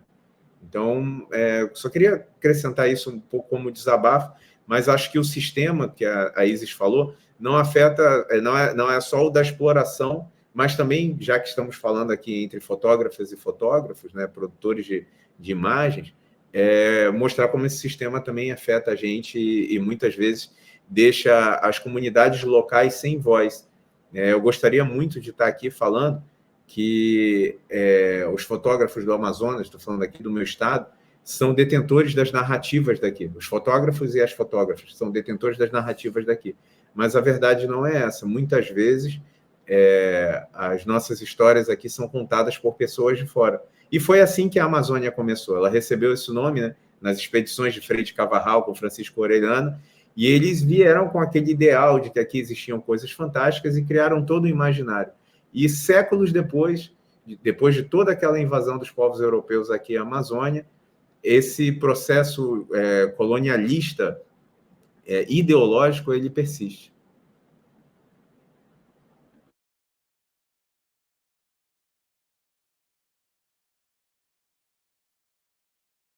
Nossa, esse seu depoimento é impressionante, Rafael. Você tem uma fala. Eu estava, antes de começar, falando, né, sobre a história dos botos, né, que você queria ter ido. A forma como isso chegou para a gente, assim, pouca imagem até, né, que a gente teve. A agência uma história tão chocante, né? A agência com a qual eu colaboro, por exemplo, ela apelou assim, porque tem uma dificuldade de locomoção e é uma coisa muito rápida.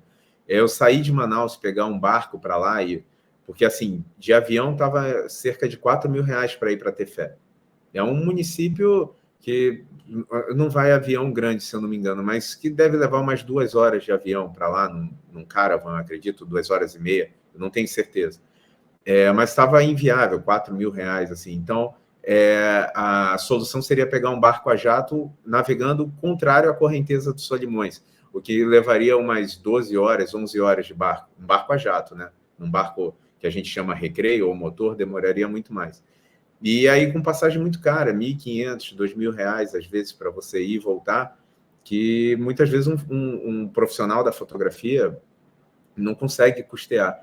Então, muitas agências, inclusive a agência com a qual eu colaboro, conseguiram imagens com pesquisadores que estavam lá. Mas nem todo mundo pôde ir lá, né? Muito, muito difícil mesmo. E a gente financiar, escrever um edital, para um edital desses como Pulitzer, National Geographic, às vezes a gente espera alguns meses para ter uma resposta. E a gente não tem como prever um evento desse, assim. Esse é aquele noticiário rápido, ninguém esperava, nunca aconteceu isso. Nós tivemos seca fortíssima em 2010, 2005, também vimos mortes de peixe, mas morrer cerca de 30 e poucos botos por conta da acidez e do calor da água, eu, particularmente, sou nascido aqui e nunca vi isso acontecer. Claro, acontece de um animal ou outro aparecer morto, jacarés, a gente viu.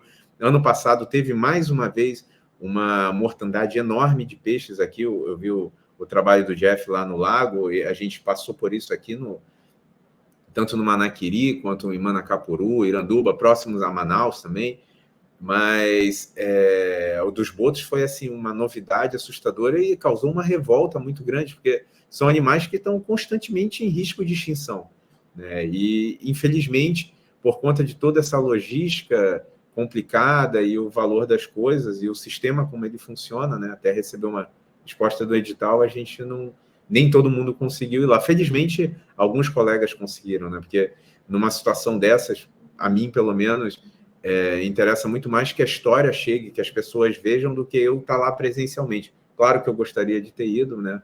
Mas eu fico feliz que alguns colegas conseguiram, como o Bruno Kelly, que colabora com a agência Reuters aqui, fez um trabalho maravilhoso lá. Inclusive, foi um trabalho laureado com o Pictures of the Year Internacional esse ano. Enfim, vários outros colegas, o Edmar, que já vinha acompanhando a seca na região de Tefé, esteve lá em 2023, fotografa para AP, o Michael, o Suami, vários outros colegas. O Suami também está participando do festival, né? Eu vi o nome dele na convocatória. Então, realmente, a gente tem essa dificuldade aqui.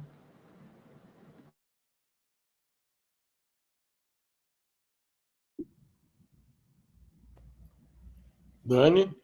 Pode falar, Cláudio. Não, só agradecer muito, porque eu fiquei muito impressionado com essa coisa, esse conjunto dos 6 trabalhos. Quer dizer, a gente tem vários outros trabalhos, mas esse conjunto que a gente viu aqui, e junto com cada um falando sobre o trabalho, é um painel fantástico. E, mais uma vez, acho que o festival acertou com a temática, e vai ser difícil sair dessa temática, porque ano que vem vai estar pior. Né? Então, o fotojornalismo hoje está ligado só. Quer dizer, o fotojornalismo sempre foi ligado a tragédias, a fatos marcantes, efemérides, etc. Mas essa fragilidade climática que o mundo vive é uma pauta constante. E nós vimos aqui seis diferentes aspectos da mesma pauta, que é a tal da emergência climática. Né? Então, mais uma vez, muitíssimo obrigado a vocês pela presença, pelo trabalho, e parabéns, de verdade. Eu fico emocionado de ver 6 fotojornalistas tão atuantes e tão dispostos a seguir essa trilha ali e, no final das contas, denunciar, porque o que se tem que se fazer é denunciar, porque o que está acontecendo não está certo. Longe de estar certo, né? E alguém quer falar? Tina, Rafael, Jeff, João Paulo, porque a palavra está aberta. Zuca?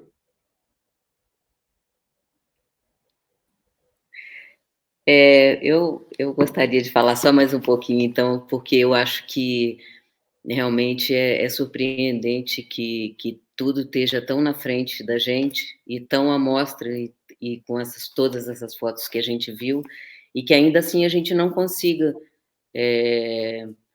fazer alguma coisa mais efetiva que não seja mostrar, que é lógico que é um papel muito importante, mas que, para além disso, eu acho que isso, o festival, como você bem falou, Claudinho, que acertou muito no tema, porque é preciso mostrar para que seja falado. Então, eu acho que durante o festival isso vai ser muito importante, essas mesas, porque está aí, assim, cada um de nós 6 aqui mostrou rapidamente poucas fotos e todo mundo deu para todos nós sentimos o peso do que isso representa e vai representar dia a dia na nossa vida, no nosso cotidiano e de todas as populações do mundo. É isso. Tina, deixa eu só te interromper um pouquinho, que uma coisa que eu queria falar, que você tocou nesse assunto, é que eu vejo muitas matérias falando que a vida no planeta é insustentável sem coral, né? Se os corais morrerem, a vida, de uma maneira ou de outra, vai morrer também, né? A vida no sentido mais abrangente possível. Mas é interessante ver, porque aí seu trabalho você vê as pessoas que vivem do coral vivo, né? Se o coral está vivo, a vida segue. Se o coral embranquece e morre, a vida sai do trilho, né? Eu acho que... Fotograficamente, documentalmente, você tem essa coisa para mostrar. Isso é muito interessante. Diga. Para além da vida que é perdida quando se morre, quando se perde uma barreira de coral ou uma parte significativa dele, a gente não pode esquecer que os corais funcionam como as florestas, no sentido de uma montanha que perde a cobertura florestal, e da mesma forma no mar. Quando essa barreira de coral desaparece, a força e a energia que é quebrada das ondas sobre a costa do planeta inteiro vai se transformar radicalmente. Aliás, já está se transformando, porque isso é como uma proteção da costa de várias partes do mundo. Então à medida que o branqueamento e a acidificação do planeta, isso tudo impacta tudo, acredito, tudo que a gente está vendo é fruto disso também, dessa perda de...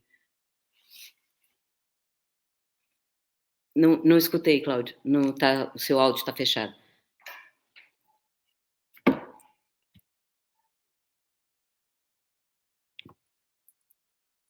Seu áudio está fechado. Desculpa. Eu estou dizendo que é uma cadeia e que você tem os pescadores ali que vivem, que tiram o seu sustento dessa vida marinha e precisam do coral vivo. E aí você tem essa cadeia. Os caras não pescam direito, pescavam um peixe de 1 metro, agora pesca de 30. Quer dizer, tem a renda diminuída em 2/3, né? Porque se o peixe vale de 1 metro vale X, o de 30 centímetros vale Y, enfim. É uma bola de neve, né? Claro, é uma bola de neve, realmente. Isso vai bater na nossa mesa diretamente, Cláudio, porque isso é segurança alimentar. O declínio de pescados no mundo já está impactando diretamente a nossa alimentação e acesso aos pescados.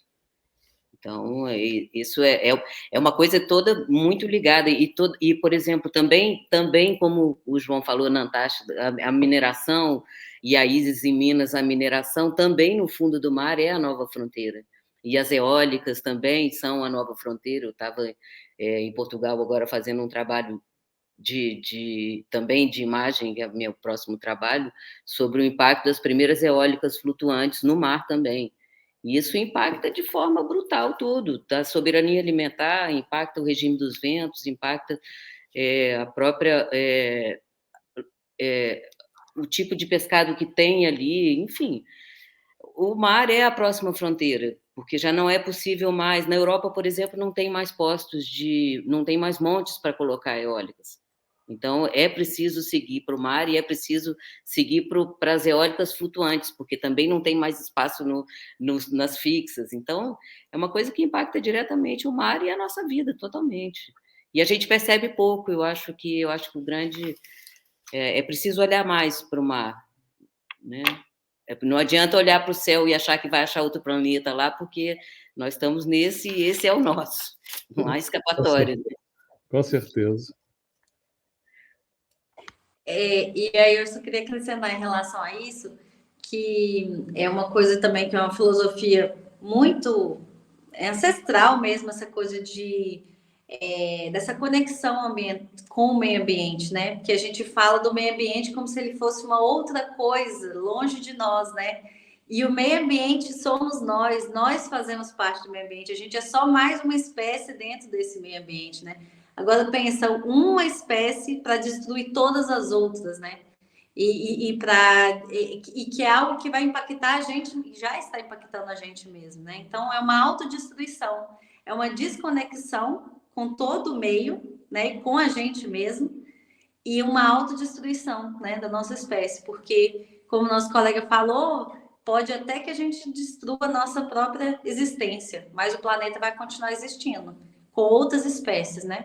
Com outras formas de existência.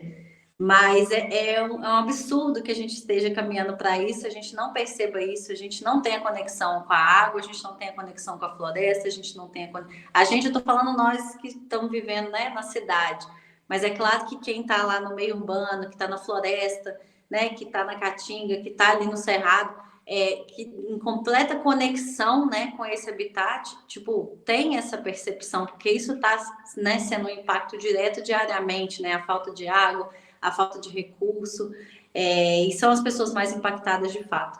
Mas eu acho que é importante dizer disso, importante de reforçar, mais uma vez, reforçar a importância da fotografia e que os festivais valorizem isso, porque como o Rafa fala, né, a gente sempre troca sobre isso, né, Rafa? Sobre a falta de recursos, sobre a falta de estímulo, sobre a falta de importância para esses trabalhos que estão sendo feitos na base, né? E nos territórios, por pessoas que são desses territórios. Então, isso é muito importante, né? Valorizar as narrativas locais, valorizar quem está na base fazendo esse trabalho acontecer. As bolsas, infelizmente, a maior parte delas vem de fora, que são também, vêm aqui também, chegam aqui também enviesadas, né? De empresas que têm interesses em explorar também os territórios. Então, é um grande campo minado que a gente fica tentando ali entender de que forma atuar, de que forma sustentar o próprio trabalho com um pouco de recurso que tem, com um pouco de visibilidade que tem. E são tantos trabalhos incríveis, né? Tanta gente fazendo coisas incríveis no Brasil inteiro para poder falar sobre isso. E eu ainda acho que tem pouco espaço dentro dos festivais de fotografia para a gente falar disso. Felizmente, o Festival de Brasília, eu tenho a valorizar e parabenizar vocês por essa importância, mas os nossos festivais mais perto da nossa casa são os que menos valorizam as coisas que estão acontecendo localmente, né? Então, eu estou sempre ali falando, sempre criticando, sempre trazendo uma importância para isso, porque a gente não dá para ficar maquiando mais o problema, a gente precisa falar direto, a gente precisa falar cara a cara e trazer dessa importância, né, dessas documentações todas que nós temos feito aqui nos nossos territórios. Eu queria só aproveitar e ser justo também, porque eu falei sobre essa situação, e agradecer demais o festival por abrir, como o Cláudio, a Zuleika, a Dani falaram, para a diversidade, mostrar que o problema não é só na Amazônia, não é só no mar, não é só em Minas, não é só no Rio Grande do Sul. São todos pontas de um mesmo problema, né? São várias pontas de um problema mais central. Então, muito obrigado aí pela diversidade e por dar voz para a gente e dizer que eu acredito em iniciativas como o festival e que eu torço muito para que não só eu falo assim, eu aqui em Manaus poder falar, mas eu ainda quero ver também os comunicadores dos povos originários, indígenas, entrando nesses festivais, falando do território deles, né? Eu tive a oportunidade recentemente, ano passado, de cobrir a questão dos Yanomami lá. Eu gostaria de saber também sobre a ótica deles, né? Claro, tem a questão do idioma, da língua, né, diferenciada, da cultura, tudinho, mas é muito importante que as pessoas falem ali do seu local de fala, do seu lugar de fala, né? Então, eu tenho certeza que a gente está podendo debater isso aqui e a gente vai chegar nesse ponto. Então, agradecer também ao festival, que acaba falando, fica nervoso, um pouco tímido com a câmera, né? Mas dizer, sendo justo, agradecer demais aí pela oportunidade por poder mostrar um pouquinho do meu trabalho e aprender com vários outros trabalhos, não só os que estão aqui, mas os demais que a gente está acompanhando e vai ver ao longo do festival aí. Obrigado mesmo. A gente que agradece e parabeniza vocês. Eu fico feliz, mais uma vez digo, fico feliz de ter visto 6 ótimos trabalhos, tão fortes, e vocês falando sobre os trabalhos e interagindo um com o outro, e a gente vê que estão todos no mesmo barco, para usar uma expressão aí bem amazonense, estão no mesmo barco. Eu acho que subindo contra a corrente, né? Remando contra a maré, né? E foi muito difícil escolher tanto trabalho bacana, tantos trabalhos que vieram. Foi assim, pena a gente não ter, a gente ia fazer exposições com menos pessoas, mas a gente não conseguiu. As exposições vão ser com muitos trabalhos, porque a gente queria fazer assim, uma exposição com 3 pessoas, 4, até porque pediu ensaio, né? Mas não vamos conseguir. Os ensaios vão sair nas projeções e nos debates, porque veio muita coisa bacana, muita coisa diferente, de muitos lugares diferentes. Então, a gente quer mostrar toda essa diversidade. Então, uma pena, né, não poder mostrar mais fotos de todos nas exposições, mas vão ser... Cada dia do festival vai ter projeção, vai ter debate, vão ter encontros. Então, a gente espera mostrar todas essas fotos, os ensaios todos que a gente recebeu, para não deixar de falar desses trabalhos, né? Assim, mostrar todos, porque são muito importantes. Eu acho que tem a alma de cada um ali, né? E o esforço, né? Só que a gente que já trabalhou, eu não estou mais no dia a dia dos jornais, tal, sabe que cada trabalho é um esforço pessoal grande, né, que a gente faz. Obrigada a todos, gente. Agradecer muito. Infelizmente, a gente não vai conseguir trazer todo mundo para Brasília. Nosso festival ainda é pequeno. A gente agora ainda está abusado fazendo essas exposições, porque a gente resolveu realmente investir nas exposições, botar nas ruas, fazer os cubos, porque a gente quer causar, quer fazer barulho.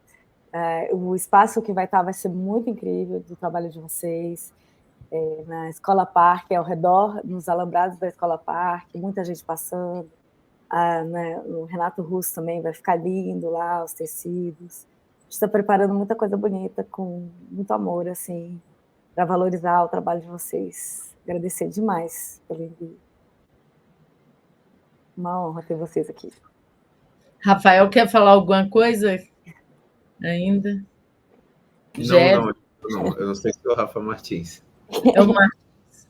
Eu vou aproveitar rapidinho aqui, apesar de cada vez mais as redações estarem encolhendo, né, principalmente profissionais de imagem, e substituindo com fotos, muito documentais, né?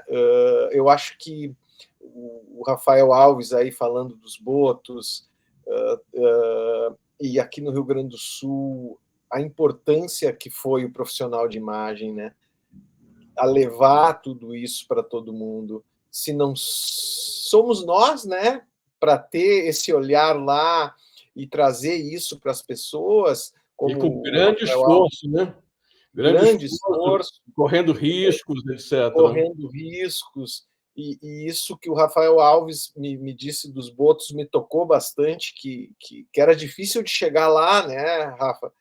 E que a gente realmente viu pouca coisa sobre essa temática. E a importância do profissional de imagem, do que aconteceu aqui no Sul, e esse impacto que as imagens causaram, toda a solidariedade que chegou aqui para o nosso povo. Então, eu não posso deixar passar isso aqui e agradecer o país todo por essa imensa solidariedade que nos foi trazida aqui. E agradecer esse festival, que com uma temática, eu acho que já é mais que atual, né? Ela já está passando do atual, ela já está... essa temática... Tragicamente atual, né? Exatamente. E como a Isis falou, né? Não tem jeito. Se a gente não tocar, se a gente não fizer com as nossas imagens as pessoas refletirem, né?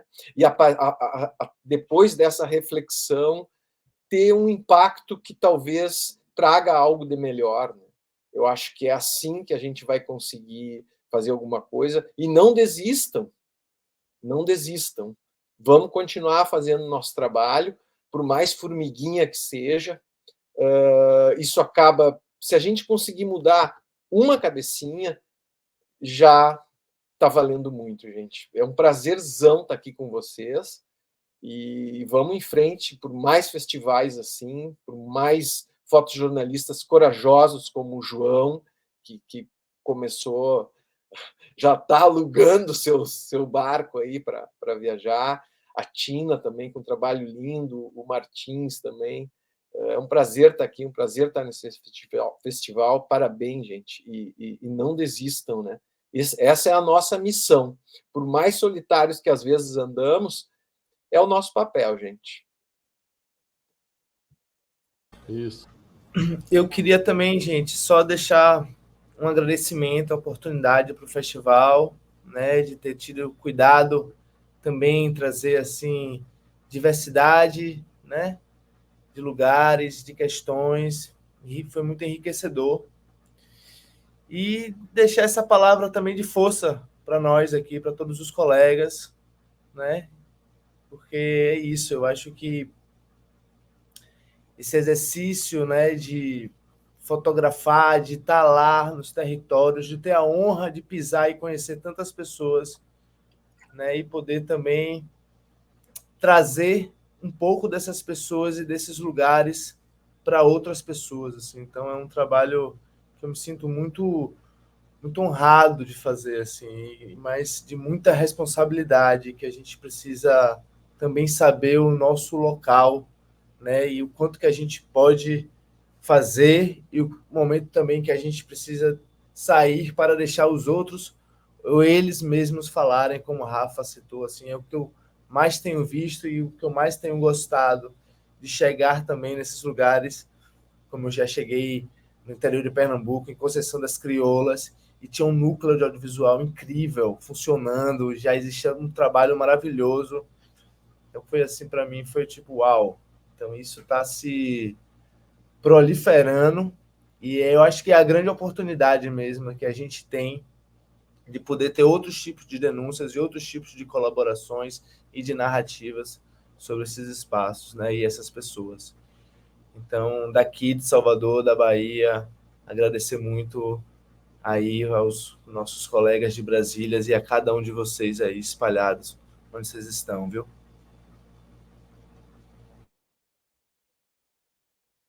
Tchau, pessoal. Obrigado. Muitíssimo obrigado.